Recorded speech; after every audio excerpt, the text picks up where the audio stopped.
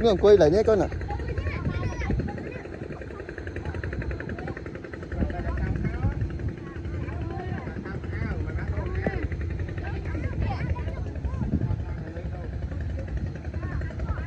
Đây là thiệp sạch đó nè.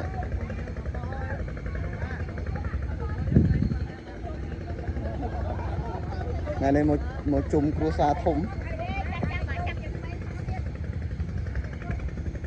Ở lại con này.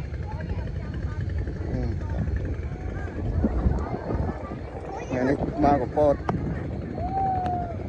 Lại đi hai cái gì? Hả? Qua lên đi hai hay chị?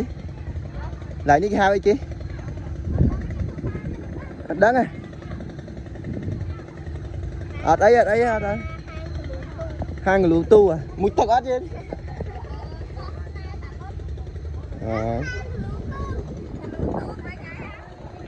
Đây là phiêu là sạch thôi.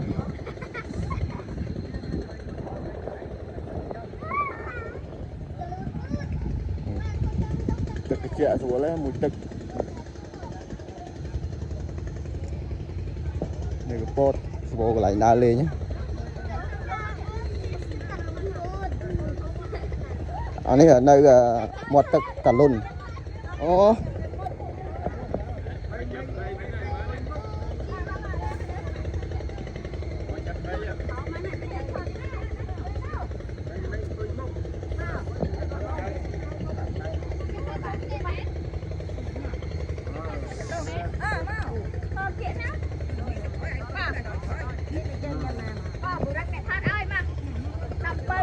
Châu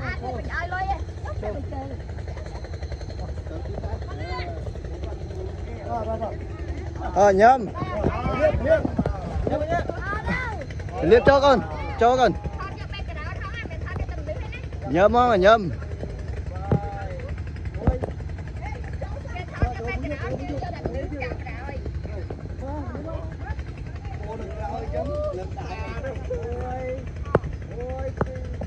sao này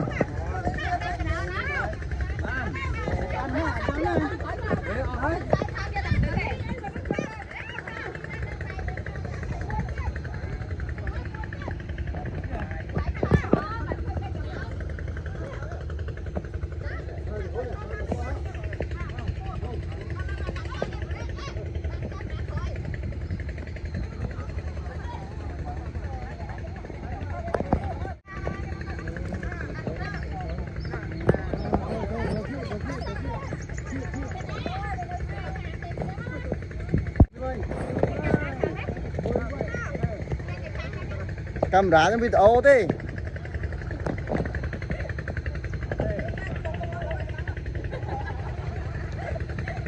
anh lên tật bật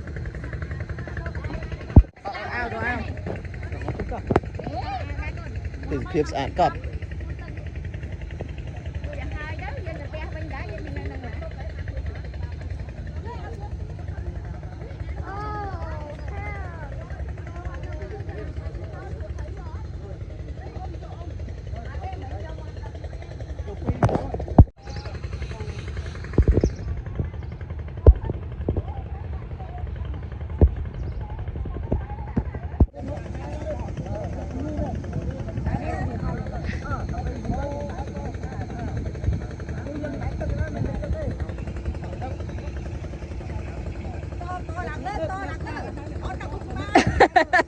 thì ngon các bạn.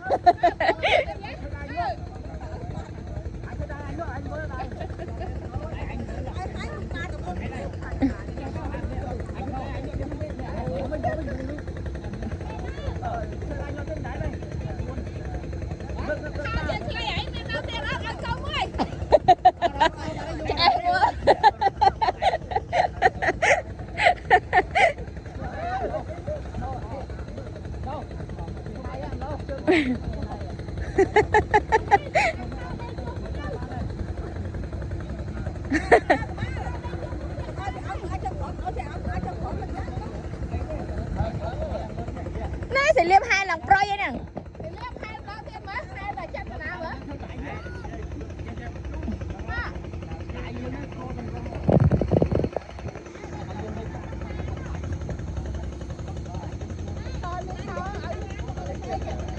nhưng mà ấy kia nè là mới đó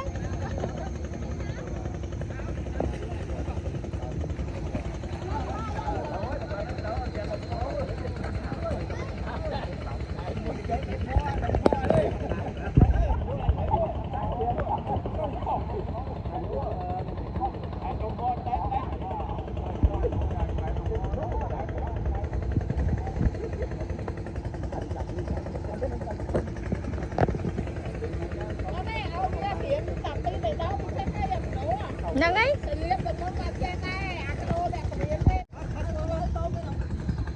cái thoát camera video vậy đó spa tôm lơ cái non spa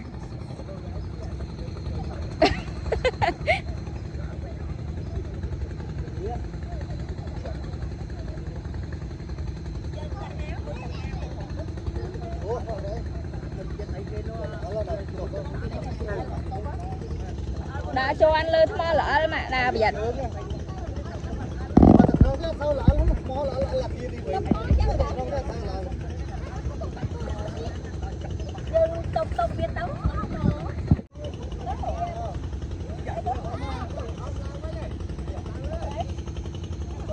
tao phát tắc ấy quá vô xe ra Phật nè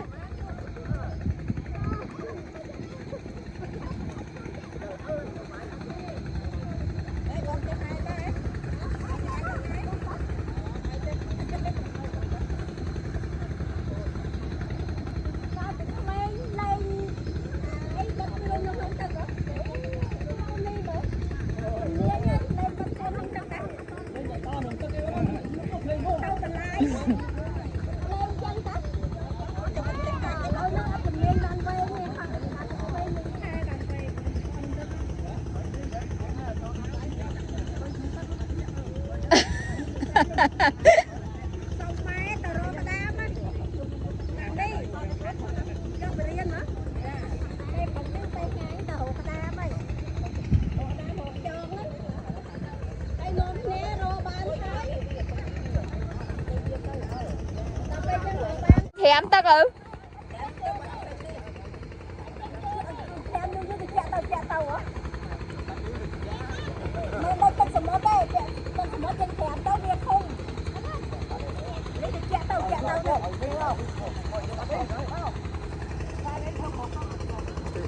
giờ khai cái vậy mơ tầm một bông bể đô đang ấy ai khai thèm tao ừ